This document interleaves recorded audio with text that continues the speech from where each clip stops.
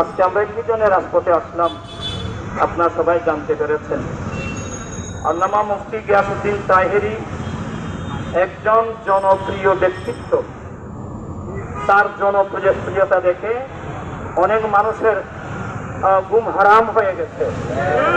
এই জন্যে উনি ছিলেন ঢাকা সরোয়ারদী উদ্যানে আমাদের দরবার শরীফের সাজ্জাদা নশীন শাহ সুফি সৈয়দ সাইফুদ্দিন আল হাসানি আল মাজবান্দারের অনুষ্ঠানে উনি ছিলেন সরোয়ারদী উদ্যানে।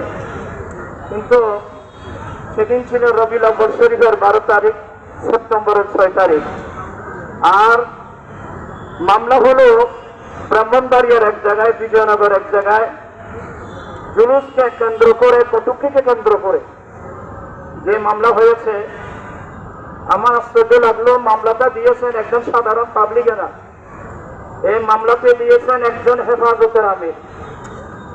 আর মামলাটা তো একেবারে মিথ্যা মামলা, ডাহা মিথ্যা মামলা।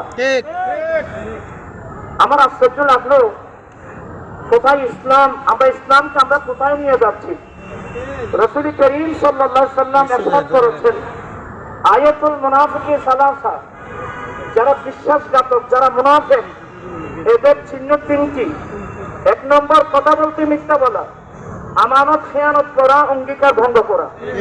কোন মুসলমান মিথ্যা বলতে পারে না, কোন মুসলমান মানুষকে কষ্ট দেওয়ার জন্য মিথ্যা মামলা করতে পারে না।